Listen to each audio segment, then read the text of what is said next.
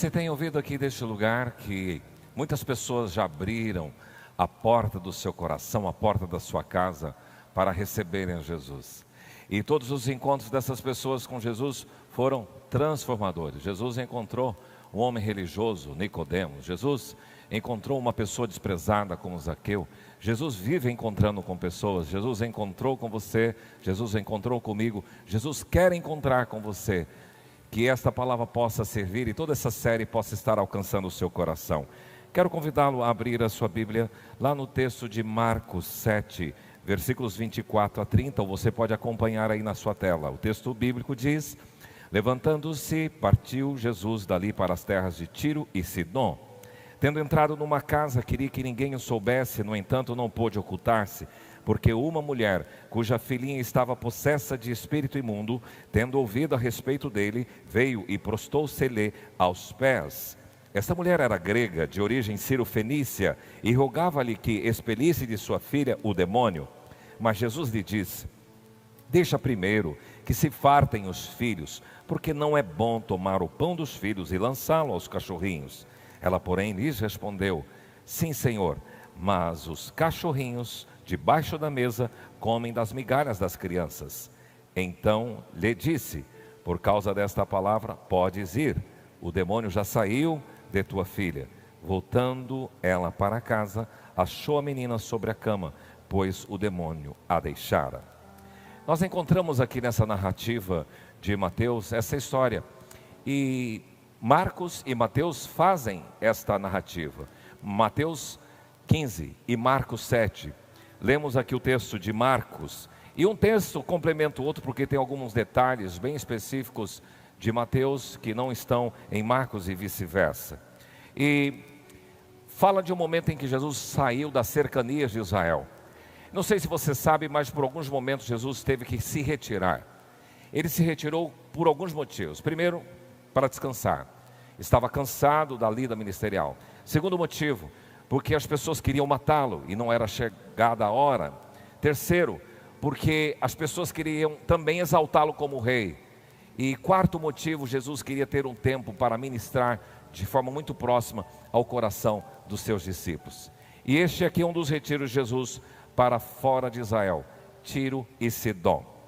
Falar sobre a mulher fenícia, ou ciro-fenícia, é algo interessante porque não tem muita abordagem, muitos dados, minúcias acerca da sua história. Mas é importante você saber que os fenícios fazem parte de uma civilização antiga muito interessante. Desde 1500 a 300 a.C., eles eram famosos por alguns aspectos. Primeiro, pela navegação. Eles descobriram o mundo pela navegação. Segundo aspecto, eles também foram profundamente descobridores dos aspectos da astronomia. Então, aos fenícios nós acreditamos, e a história acredita na civilização antiga, a esta são dos fenícios. E Tiro e Sidom localizavam nessa região fenícia. É claro que por um período da história, eles estavam vinculados, essas duas cidades estavam vinculadas à Síria. Mas hoje, por exemplo, está no Líbano. Mas essa civilização e essas cidades tinham algumas coisas importantes na própria história bíblica. Por exemplo, nós sabemos que o profeta Eliseu, ou Elias, passou por ali. Nós sabemos que a Jezabel, a perversa, que era esposa do rei Acabe, veio da região de Sidom. Nós sabemos que Paulo passou por ali, Jesus passou por ali. Então tem muita coisa que aconteceu aqui nessa cercania de Tiro e de Sidom. E havia um comércio muito afluente nessa região. Jesus foi para lá para se isolar, para se retirar, entrou numa casa, os evangelistas dizem isso, e alguém apareceu. Esta mulher procurou, sabendo da fama de Jesus, procurou para apresentar-lhe um pedido: filho de Davi, tem misericórdia de mim, tem misericórdia da minha filha, que está horrivelmente endemoninhada. E Jesus não faz muito caso daquela situação, a ponto de os discípulos: Jesus, despede essa mulher, toma conta dela, resolve o seu problema, ou despede, mas ela está clamando de forma muito insistente: filho de Davi, tem misericórdia da minha família, da minha filha, que está possessa de um espírito maligno. E Jesus então acaba trabalhando o seu coração, e é isso que eu quero ver com você. O tema nosso hoje é o encontro de Jesus com uma pessoa aflita. A aflição é um sentimento de agonia. A aflição é um sofrimento intenso, é uma preocupação. A aflição é algo que se mostra em desassossego. A aflição, ela traz esse desassossego por alguma coisa, por alguma causa em que vai afetar a sua vida, a vida de alguém de forma direta ou de forma indireta. É ainda aquela sensação de que algo não está certo, ou de que alguma coisa errada ou traumática possa acontecer. A aflição é sinônimo de angústia, a aflição é sinônimo de agonia, de ansiedade, de anseio, de aperto, de tensão, de desolação. A aflição tem a ver com desconforto, com perturbação, com esse desassossego e inquietação. A palavra aflição, ela vem da língua grega tríplicis, que significa um ato de prensar, de imprensar, de pressão, de espremer. Metaforicamente, pode trazer o significado de opressão, de tribulação, de tormento, de angústia e de dilema. O desgosto da vida, tristeza ocasionada por alguma dificuldade. Imagina você a vida dessa mulher, porque os pais até pedem, olha, pode acontecer tudo comigo, mas não aconteça com meu filho. O coração dramático dessa mulher, por ver que ela tinha um problema espiritual terrível, e ela, pela palavra que utiliza, horrivelmente endemoniada, ela tinha deixado essa criança em casa, porque Jesus depois diz, vai, porque a tua fé curou essa menina. E quando a mulher chega em casa, essa menina está em casa tranquila e calma. Mas essa mulher sofrera muito por conta dessa sua criança. Ter uma filhinha com problemas de saúde, saúde física, emocional e espiritual, qualquer pai, qualquer mãe sofre por isso. E uma menina assim, ela tinha alguns momentos de violência. Uma pessoa possessa, ela se torna perturbadora. Uma pessoa possessa, ela também agride, ela se machuca, ela se transtorna, ela se transforma. É algo horrível que essa criança estava passando, e a mãe sofrendo junto com ela. Eu quero olhar para esta história, pensando no encontro de Jesus com essa pessoa aflita, vendo, em primeiro lugar, a via de mão dupla, a liberdade do homem e a soberania de Deus. Em segundo lugar, vendo também quais são as medidas, o conjunto de medidas que essa mulher adotou. E terceiro, o resultado que ela teve desse encontro com o Senhor Jesus. Pensemos comigo sobre esta via de mão dupla. Na teologia há um tema teológico interessante, que é uma discussão entre a relação à soberania divina e a liberdade do homem. Até que ponto vai a soberania de Deus, Ele faz o que quer, a hora que quer, como quer, e até que ponto o homem tem a capacidade de escolher e a sua volição. Isso é um assunto teológico, e na verdade alguém já disse que são duas verdades, mas elas não se conjuminam, elas são divergentes, elas não se encontram, são duas paralelas, a soberania de Deus e a liberdade do homem. E aqui nesse texto nós temos a parte de Jesus, que é a parte soberana de Deus.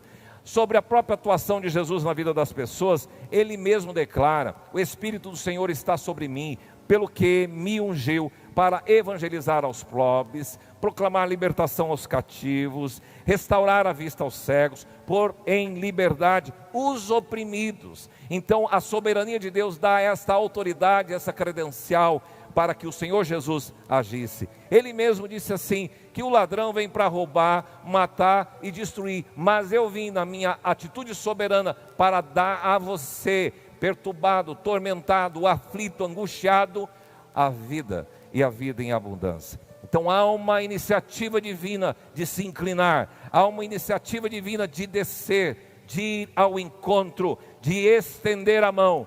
Isto é a soberania de Deus. E Jesus aqui está tratando de uma estrangeira. Ela era grega, ela era sírio-fenícia, ela era cananeia. Jesus não estava falando com alguém do clã de Israel.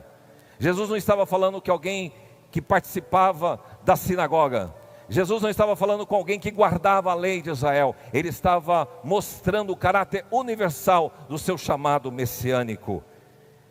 Tanto é que Jesus, para mostrar o zelo que os judeus tinham, ele diz: não é lícito tirar pão dos filhos e dar para os cachorrinhos. É como se dissesse assim: eu não posso tirar as coisas que o pai deu para a nação de Israel e jogar para os gentios e para outras nações.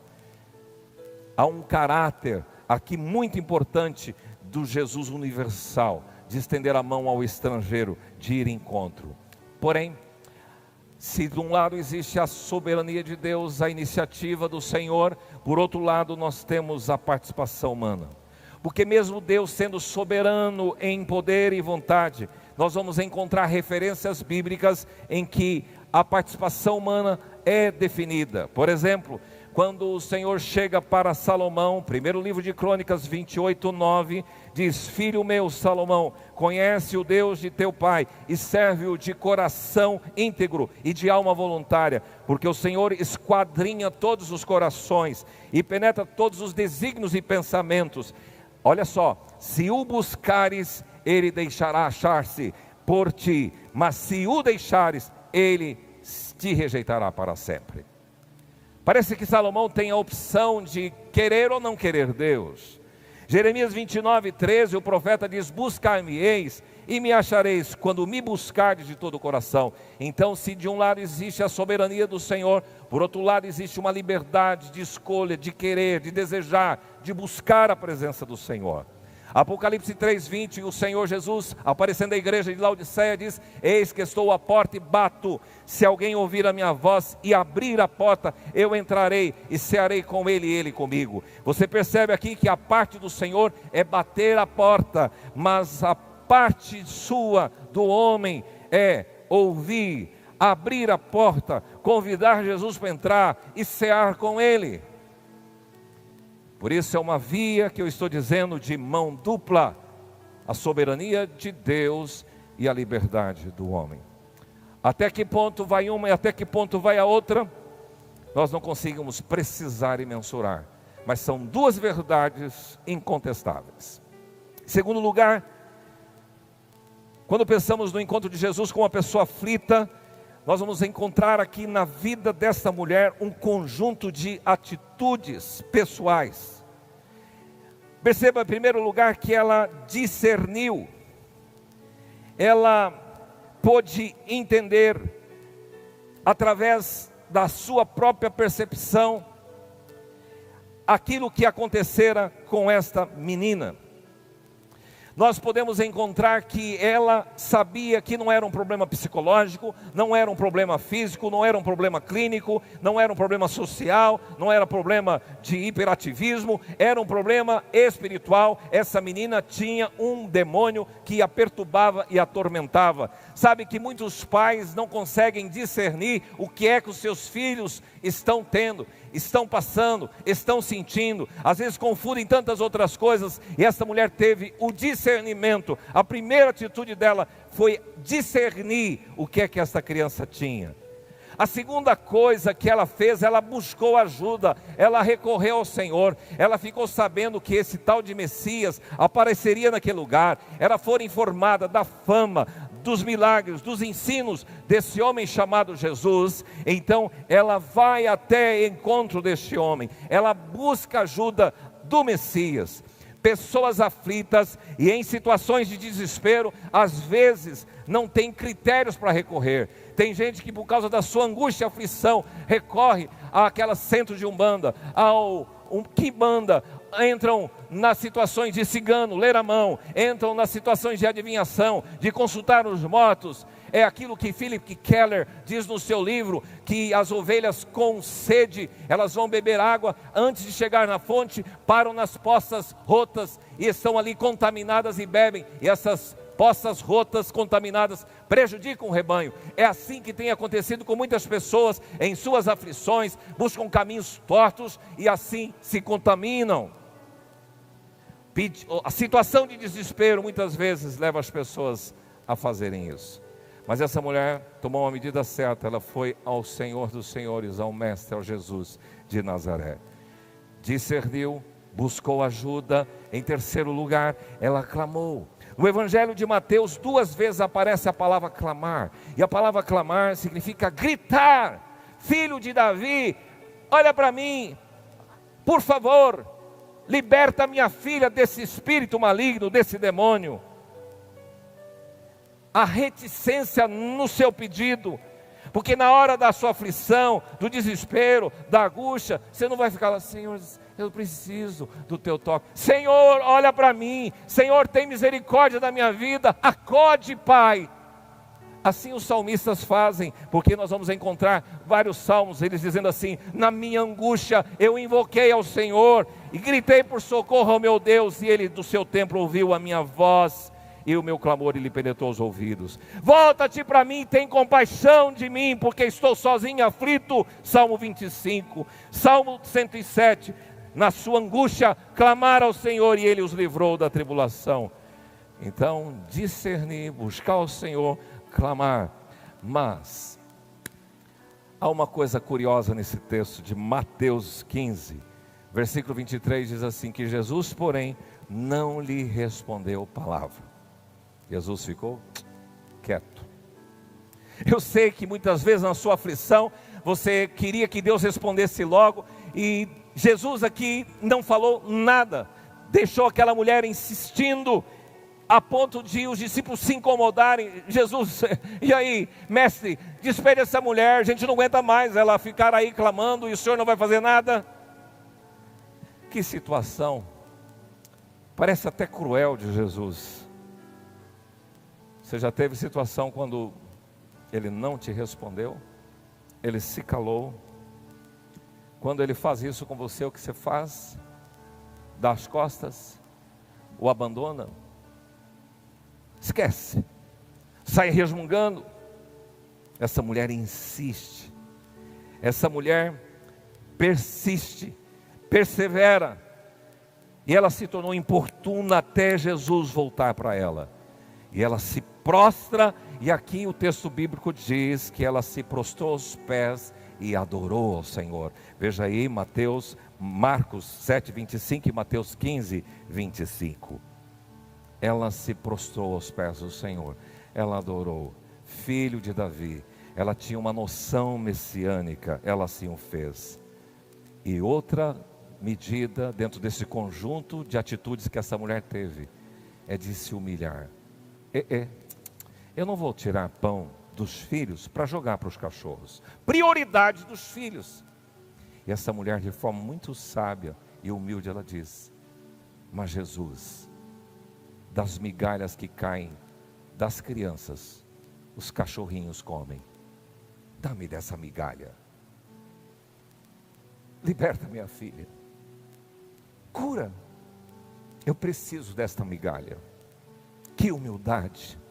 Sabe que há um contraste muito grande nas Escrituras, porque anos antes, nessa mesma cidade, ou Síria, alguém da Síria apareceu para o profeta Eliseu, Naamã, o comandante militar do exército sírio, e ele foi para o profeta Eliseu, porque ele estava com lepra, e o profeta nem o atendeu. Quem atendeu foi um moço, e disse: olha, o nosso profeta mandou você tomar banho lá no Jordão. Ele ficou irritado: como tomar banho nesse rio sujo? Eu tenho rios lá na nossa terra muito melhores que esse. Ele foi orgulhoso, foi soberbo, ele não se humilhou, contrastadamente como essa mulher fez, do mesmo país, da Síria. Mas essa mulher se humilha diante do Senhor. Eu sei da minha posição, eu reconheço a minha indignidade, eu tenho consciência da minha real situação. Eu quero dessas migalhas. Ela não era uma pessoa sensível, dodói, cheia de mimimi, como muita gente na modernidade, e mesmo no meio do povo de Deus existe. Pessoas melindrosas: fiquei magoada, Jesus não me deu atenção, não quis me responder, ainda me chamou de cachorrinho. Meu amigo, há muitas pessoas dodóis, pessoas extremamente sensíveis, que se chateiam facilmente. Não falou comigo, não ligou para mim, o meu líder não me dá bola, o pastor não se importa comigo. Meu amigo, Jesus mostrou aqui que o que importa é a sua resistência e a sua persistência nele.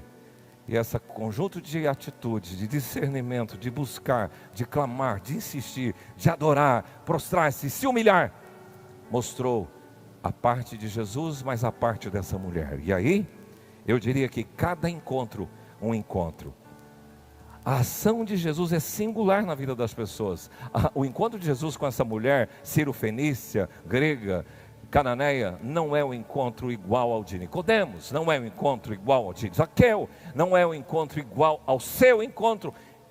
É diferente, é um encontro personalizado. Por esta palavra, diz o Senhor, grande é a tua fé, por esta palavra, podes ir, o demônio já saiu da tua filha. Grande é a tua fé, mulher valente, mulher guerreira, mulher de fibra, seu clamor foi atendido. Ela experimentou o milagre de Deus em sua vida e recebeu a bênção.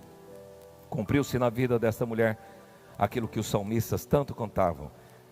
Na angústia o Senhor me tem aliviado. Na minha angústia invoquei ao Senhor e gritei por socorro ao meu Deus. E em meio à tribulação invoquei o Senhor. E o Senhor me ouviu e me deu folga. Cumpriu-se na vida dessa mulher isto. Eu queria dizer de uma outra história. Alguns anos atrás, lá no nosso lugar de atendimento na sede, chegou uma mãe desesperada com uma moça bonita, mas possessa de espírito maligno.